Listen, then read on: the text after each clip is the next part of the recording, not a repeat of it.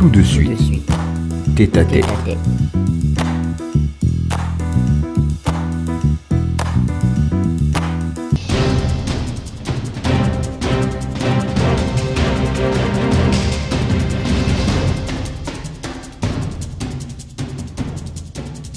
Après l'étape du 12 avril 2025 et celle du 27 septembre et du 11 octobre 2025, place au dernier tournant de la transition au Gabon. Il s'agit ici des sénatoriales.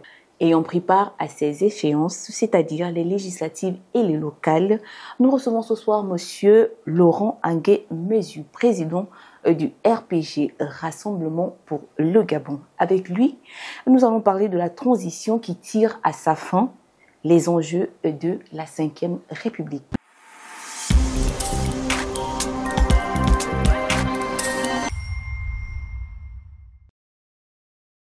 Bonsoir, Président. Bonsoir. Comment allez-vous? Très bien.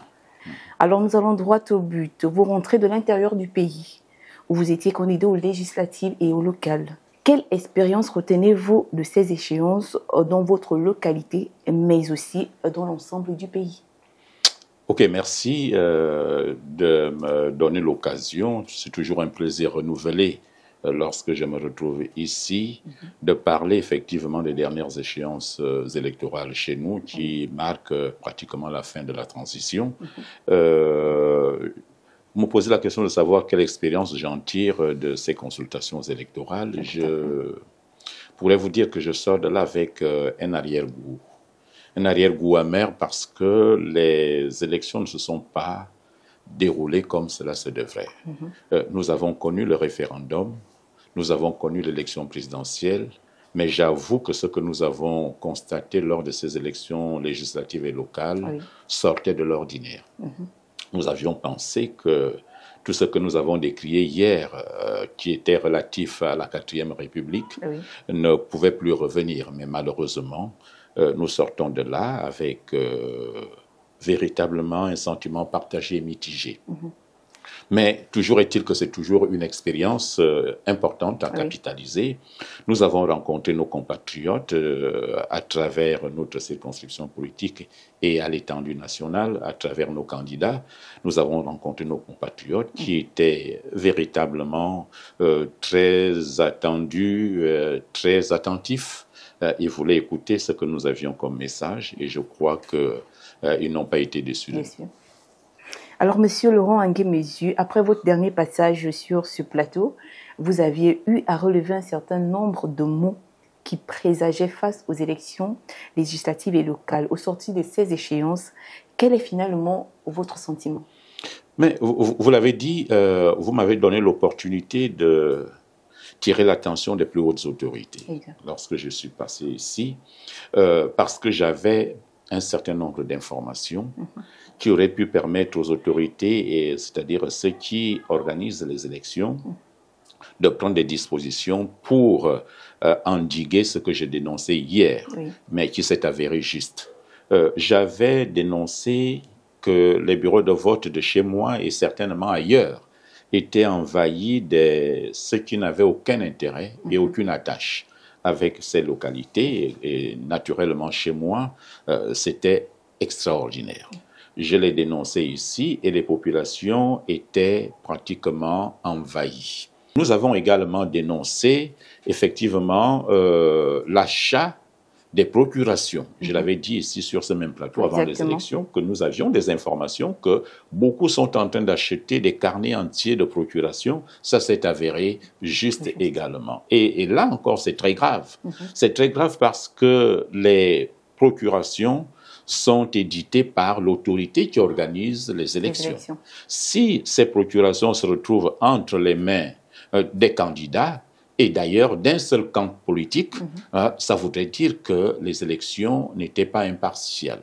Donc, et par conséquent, ça a donné ce que nous connaissons. Dans certains villages, vous avez plus de procurations que des gens physiques qui ont voté. Comment peut-on l'expliquer? Donc, c'est autant de choses que nous avons dénoncées.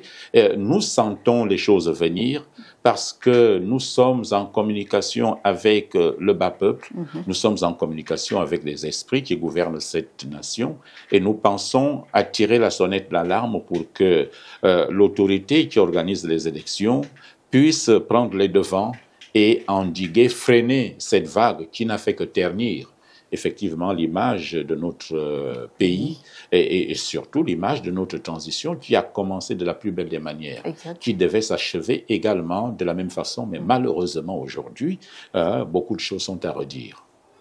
Alors le RPG a toujours soutenu l'action du président Brice Clotaire Oligui Nguema. Qu'est-ce que ça vous fait d'être en affront? Non, on n'était pas en affront avec le parti du président de la République, non, bien au contraire. Mais c'est quand même déplorable. C'est déplorable parce que les gens estiment qu'il devrait y avoir qu'un seul parti.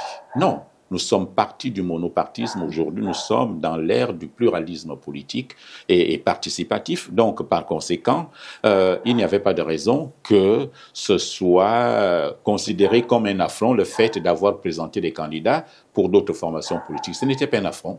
Nous sommes des soutiens du chef de l'État, nous continuons à l'être, mais nous pensions, quand nous sommes allés à ces élections et bien avant, nous avons, j'ai par devers moi un document, une lettre que nous avions écrite au président fondateur de l'UDB à l'époque pour solliciter qu'il appelle autour de lui tous les partis qui ont soutenu son action. Donc, cette lettre-là, j'ai l'accusé de réception qui date de juillet 2025. Parce que nous ne voulions pas aller à ces élections en ordre dispersé. Hier, nous avons cheminé ensemble. Nous étions au référendum ensemble.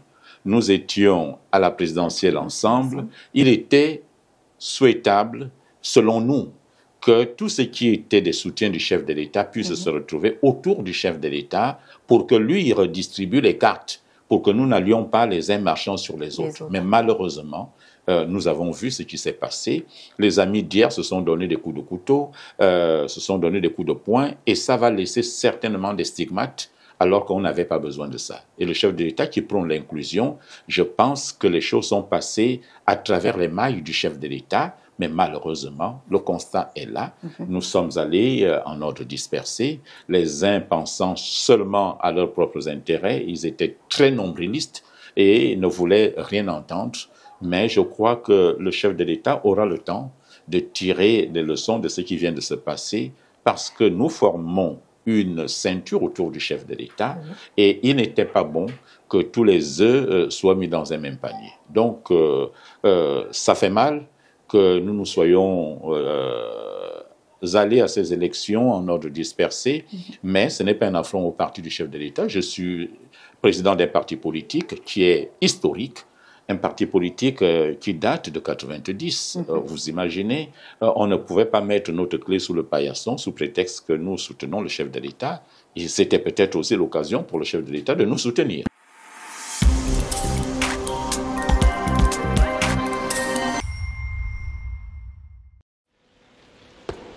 Reparto d'onore, attenti!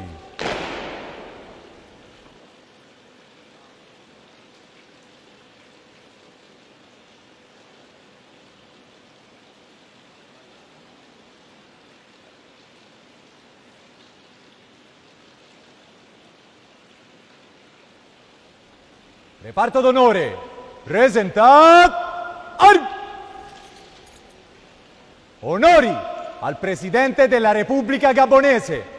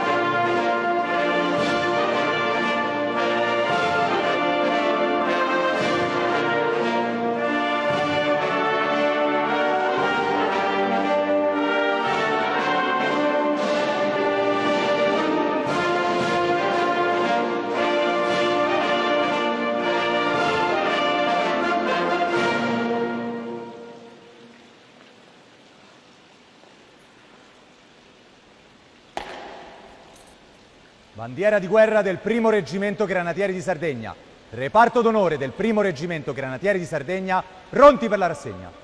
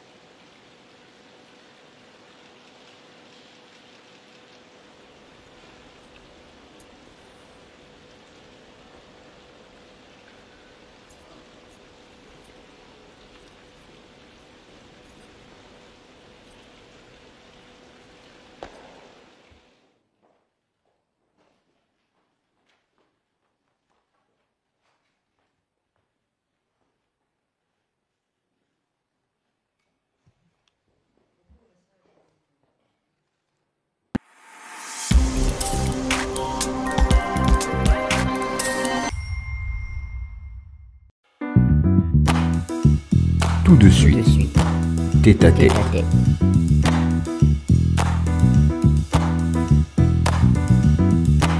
Alors, comment était l'engouement des populations pendant vos descentes sur le terrain? Enthousiastes ou réfractaires? Mais les populations étaient très enthousiasmées. Véritablement, je le dis sans hésitation. Nous avons vu des populations qui n'attendaient qu'on arrive. Nous avons proposé un projet également. J'ai amené avec moi le projet que nous avions pour le Hontem. Donc, je l'ai intitulé mon projet pour le Hontem, redonner vie au département du Hontem. Donc, nous avons proposé un projet et partout où nous sommes allés, nous avons été accueillis par des populations avec chants et merveilles. Je puis vous dire que, parce que vous avez des antennes un peu partout, vous pouvez demander aux populations, repartir aujourd'hui, quel a été le meilleur des candidats qui avait sillonné la localité du Hontem et principalement le second siège et le département en général. Ils vous le diront. Jusqu'à ce jour, ce qui s'est passé, c'est qu'effectivement, comme je l'ai dénoncé plus haut, les populations ont été submergées par ceux qui sont venus d'ailleurs. Et je me rappelle que lorsqu'il s'est agi du dialogue national inclusif et lorsqu'on commençait à réfléchir sur le code électoral, le chef de l'État avait sollicité effectivement que les Gabonais ne peuvent s'inscrire que là où ils sont originaires ou alors ils ont un intérêt. Mais malheureusement, ce que nous avons vu, une transhumance à nul pareil que nous avons constaté, mais malheureusement, les gens ont fait le contraire de ce que voulait le chef de l'État. Donc, on avait vu des bœufs votants transportés de partout, des centaines de bus qui envahissaient des localités, tout simplement parce que ces gens-là voulaient absolument avoir l'élection, quitte à poser des actes répréhensibles, quitte à faire ressurgir les vieux démons du passé, c'est-à-dire la fraude et honte que nous avons déplorée et nous pensions que c'était déjà du passé. Mais malheureusement, ces dernières élections nous ont ramené les pieds sur terre. Alors, nous avons une question de nos internautes. Le président Laurent Mesu aurait pu intégrer le parti du président Brice Clotaire Oligui Nguema pour garantir sa victoire durant ces échéances. Pourquoi avoir mis de côté cette option? Non, je l'ai dit un peu en d'autres termes plus haut. Je n'avais pas besoin d'intégrer le parti du président. Sinon, on aurait demandé à tous les leaders d'intégrer le parti du président. Je n'étais pas le seul. Le président du RPM n'avait pas intégré le parti du président. L'Alliance patriotique n'avait pas intégré le parti du président. L'Union nationale n'avait pas intégré le parti du président. Ce n'est pas que nous soyons contre le président, bien au contraire.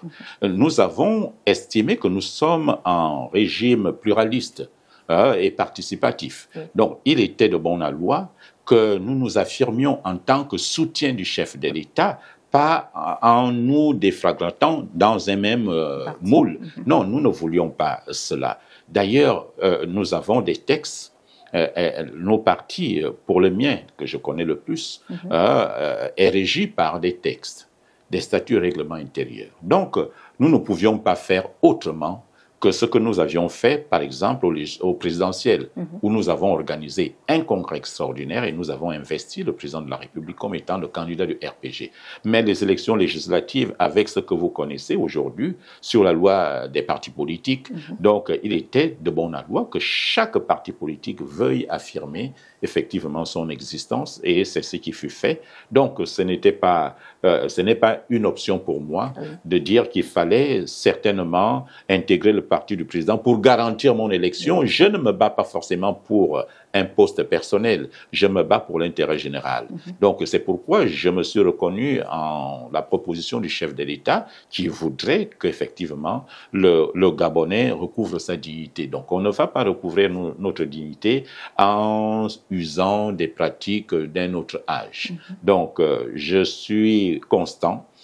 Nous soutenons le chef de l'État, nous continuons à le soutenir toujours parce que ce qu'il propose au peuple gabonais va dans le sens de nos valeurs, dans le sens de nos principes. Et pour respecter ces principes et valeurs, nous sommes allés à la bataille avec des moyens qui étaient les nôtres. Donc on n'avait pas besoin forcément d'intégrer le parti du président, mais bien au contraire, on aurait bien voulu que des chefs de l'État également puissent intervenir autrement en faveur de tous ceux qui ont été ses véritables soutiens pendant la transition et tout au long de son magistère. Au cours de ces élections, plusieurs jeunes et des indépendants se sont lancés dans la course. Qu'est-ce que cela pouvait traduire selon vous? Une très bonne chose. J'ai aimé que les jeunes se soient engagés politiquement, que ce soit dans les partis politiques ou en indépendant. Ça augure des lendemains meilleurs.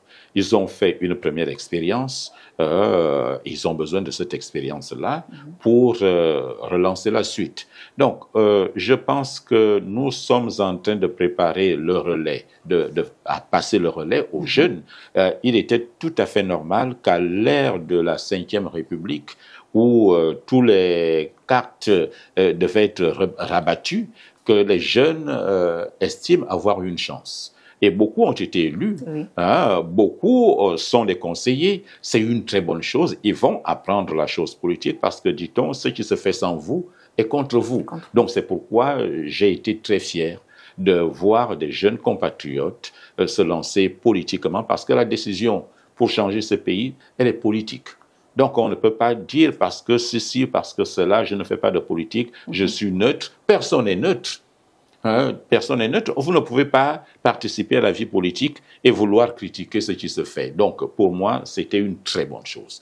Et j'encourage encore des jeunes, mais malheureusement, beaucoup auraient pu se lancer également, mais les conditions exigées par le code électoral ont freiné beaucoup d'entre eux, parce que quand on demande à un jeune qui n'a pas, j'allais dire, un trésor de guerre, amasser quelque part, de trouver 1 million d'abord pour payer sa caution et ensuite participer à la campagne où aujourd'hui vous ne pouvez rien faire sans laisser un peu d'argent parce qu'on a appris aux Gabonais que quand il y a une élection, c'est le temps où il faut manger le maximum, il faut boire, il faut avoir de l'argent, mais ces jeunes-là qui n'ont rien, et même les anciens qui sont là et qui n'ont pas trempé dans des pratiques que nous déplorons aujourd'hui, que pouvaient-ils faire? Exactement. Encore une autre question, depuis les réseaux sociaux, Christelle Mabella demande, est-ce que cette année, on va nous servir un Parlement monocolore? Fini le débat au Parlement, qu'en dites-vous? Oui. C'est regrettable que le Parlement reflète une image monocolore. c'est très dommage, surtout lorsque nous sommes en démocratie et le président de la République n'en avait pas besoin.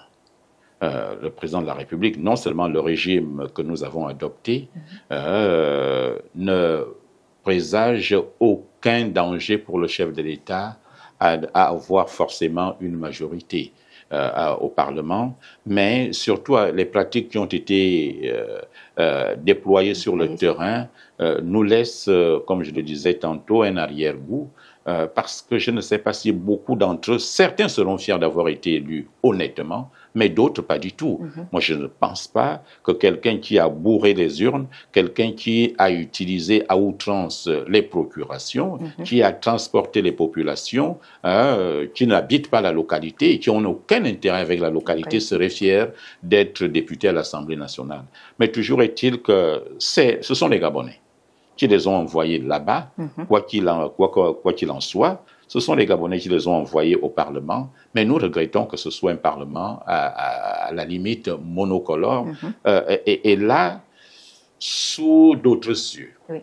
Et pour les pays qui se respectent, sinon les populations qui se respectent, lorsque on donne l'exécutif à un parti politique, on procède à des équilibres pour qu'au niveau du Parlement, qu'il n'y ait pas une domination totale. Parce qu'il faut équilibrer les pouvoirs. Mais ce que nous voyons aujourd'hui fait que nous nous posons la question quelle sera effectivement la posture des interventions au niveau du Parlement. Nous avons vu par le passé, avec le PDG, pour ne pas le citer, quand il s'est agi de prendre la loi contre, j'allais dire,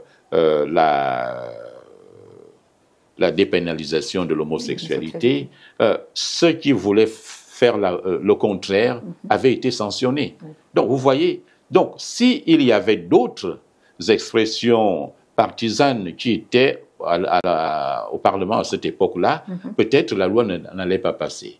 Parce qu'on n'a pas voulu écouter la voix du peuple. Dit-on, ce sont les représentants du peuple. Donc, je déplore que ce soit un Parlement, comme vous le dites, monocolore, mais nous attendons de voir les uns et les autres comment ils vont se défendre à l'Assemblée nationale, parce qu'il faut que nous affirmions que le Parlement est une institution, l'exécutif en est une autre. Donc, par conséquent, il y a séparation de pouvoir, et surtout qu'aujourd'hui, le code électoral que nous avons adopté fait qu'aucun élu ne peut être débarqué de son parti politique. Et même si on arrivait à l'exclure du parti politique, il demeure l'élu jusqu'à la fin de la mandature.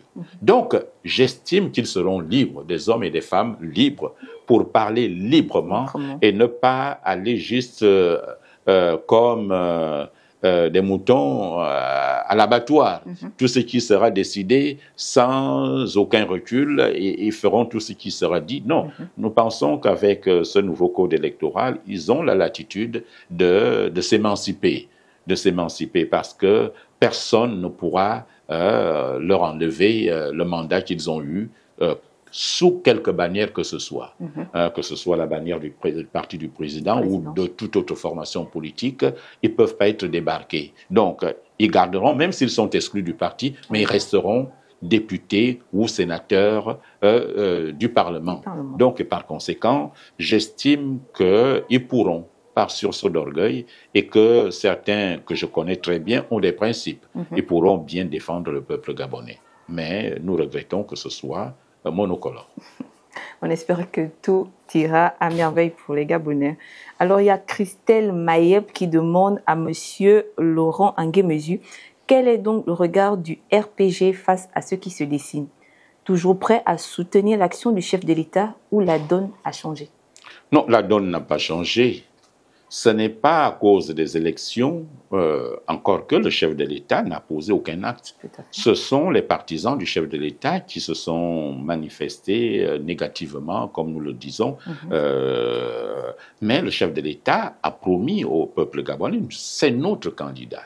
Nous l'avons élu, nous continuons à le soutenir. N'en déplaise ceux qui ont voulu creuser le vide autour du chef de l'État, mais nous disons que ce soutien n'est pas un chèque en blanc. Dès que le chef de l'État fait quelque chose de bien, nous amplifierons. Nous allons acclamer. Mais si le chef de l'État pose un acte que nous jugeons pas bien, nous allons également le dire et proposer. Parce que nous n'allons pas nous lancer dans des critiques stériles.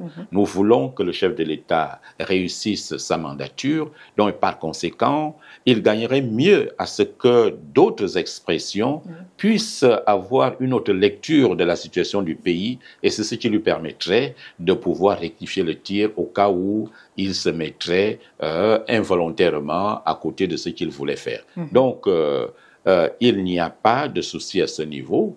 Nous nous sommes engagés, nous sommes un parti responsable, nous avons organisé un congrès pour soutenir le chef de l'État et depuis même la transition, nous le soutenons. Donc, il n'y a pas de raison, en 6 mois d'exercice, que nous renoncions à ce que nous avons estimé être bon pour le peuple gabonais. Donc, notre soutien demeure total pour le chef de l'État et nous souhaitons qu'il réussisse.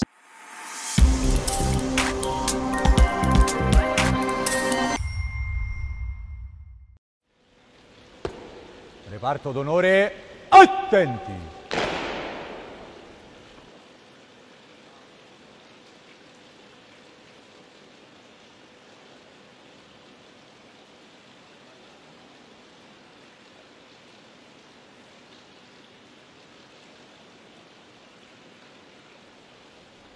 Reparto d'onore, presentat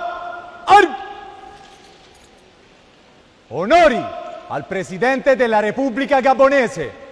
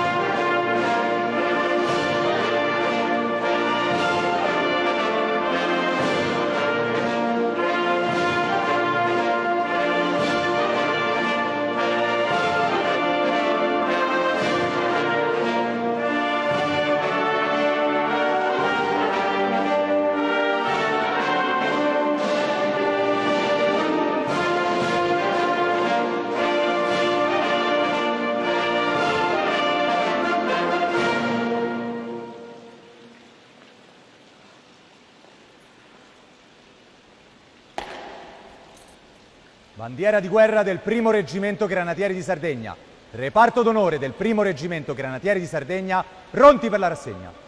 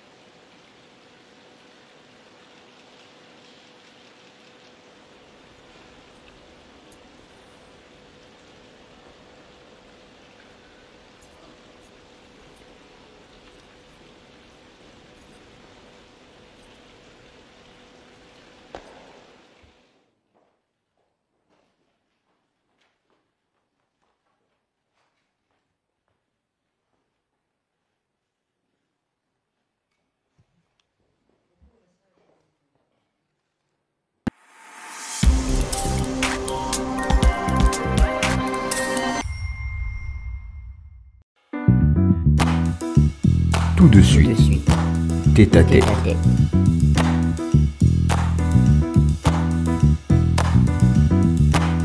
Alors que devient donc le RPG avec ces élections lorsqu'on sait que l'hémicycle est la tribune par excellence d'un parti politique? C'est peut-être cette fois-ci que nous n'aurons pas de députés, mais nous avons encore un candidat qui a fait un recours, et je crois, je n'ai pas pu appeler parce qu'on devait donner, le délibéré était prévu à 15 heures aujourd'hui. Donc, il était ce que le procureur avait déjà lu, était en notre faveur. Donc, nous en pensons que peut-être le président du RPG ne sera pas au Parlement, à l'Assemblée nationale, mais on peut avoir un autre cadre du parti. Ce sera toujours la voix du RPG qui résonnera parce que, et même s'il arrivait que nous n'ayons pas un élu national, la voix du RPG retentira toujours. Parce que nous l'avons toujours fait, le RPG est toujours visible, toujours audible et toujours crédible. Donc, nous adresserons toujours au peuple gabonais, nous participerons à la vie de la nation, au débat sur la vie de la nation, nous indiquerons au chef de l'État, effectivement, ce que nous pouvons penser comme proposition utile pour son mandat et pour le bien du peuple gabonais. Donc, il n'y a pas qu'à l'Assemblée nationale que les voix peuvent être portées, mais sur le terrain, nous descendons sur le terrain, nous allons reconstruire le parti et préparer les 5 années prochaines. Donc, vous voyez qu'un parti politique qui a une histoire comme le nôtre ne peut pas rester aphone, mais bien au contraire. Exactement. Alors, Président Nguemezu, nous savons aussi que vous êtes très informé sur ce qui se passe sur les réseaux sociaux et d'autres plateformes. Que pensent véritablement les Gabonais de la Ve République? Oui, là aussi, c'est vous qui me posez cette question et je suis peut-être informé, mais je suis très proche des populations. Je discute tous les jours, même lorsque je ne veux pas parler de politique. Dès que je suis quelque part, c'est un débat politique qui s'engage. Mais les Gabonais sont un peu dubitatifs, il faut le dire aujourd'hui, de l'avènement de la Ve République au regard des événements qui viennent de se passer lors de ces élections. Parce que ce que nous avons décrié hier est revenu au galop. Donc, à partir de ce moment-là, les gens s'interrogent. Est-ce que nous sommes, le chef de l'État a posé l'acte salvateur du 30 août pour revenir à ça? Ce n'est pas possible. Nous pensons que, véritablement, ceux qui pensent être dans le siège du chef de l'État ne l'aident pas suffisamment. Ne l'aident pas suffisamment parce que le chef de l'État est toujours obligé de rattraper certaines situations. Vous avez suivi le chef de l'État aux Nations Unies, il a fait un discours historique. Il a appelé à la transition, à la transparence électorale, à des élections équitables, honnêtes et justes et transparentes. Mais malheureusement, les autres préparaient autre chose, un autre coup. Mais qui prend finalement les balles perdues? C'est le chef de l'État qui est en même temps chef du gouvernement. Lorsque quelque chose est mal fait par un membre du gouvernement, ça retombe automatiquement sur le chef de l'État et ça, ce n'est pas bien. Donc, les gens s'interrogent effectivement sur l'effectivité et j'allais même dire la responsabilité de la Ve République parce qu'aujourd'hui, que ce soit ceux qui sont dans l'administration, ce sont les détournements qu'on décrit ici et là, ce sont des postures d'un autre âge que nous avons pensé être derrière nous, qui reviennent, ce sont des fraudes électorales massives qui d'ailleurs avaient justifié la posture du chef de l'État pour que nous arrivions donc à la transition, parce qu'il ne voulait pas que, une fois de plus, les élections soient tronquées chez nous. Mais ce que nous venons de vivre là, véritablement, nous ramène sur terre et nous nous inquiétons. Mais pour le rassemblement, pour le Gabon, nous disons que ce n'est pas la fin du monde. Une élection, ils se sont battus pour être élus au Parlement. Il faut que maintenant le chef de l'État leur laisse la latitude d'aller prouver de quoi ils sont capables au Parlement. Nous avons vu les gens plus zélés que lors des élections présidentielles. déjà, le fait que vous voyez que dans un bureau de vote à l'élection présidentielle, on avait des bureaux de 55 électeurs, on se retrouve à l'élection législative avec 300, 400, 500 électeurs, ça voudrait dire que, bon, l'élection du chef de l'État était juste une passerelle pour eux, mais ils voulaient s'affirmer. Chacun voulait avoir un point de chute. Chacun voulait véritablement être député. Maintenant, il faut leur laisser la latitude. Ils ont été élus députés.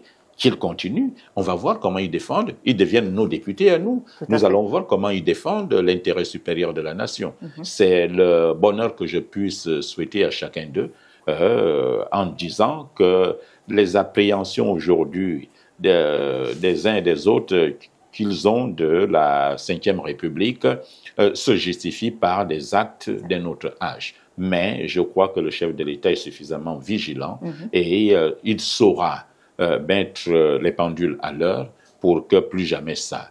Et c'est pourquoi, pour moi, il est question de remettre en cause le code électoral et il est question également de remettre à plat le fichier électoral.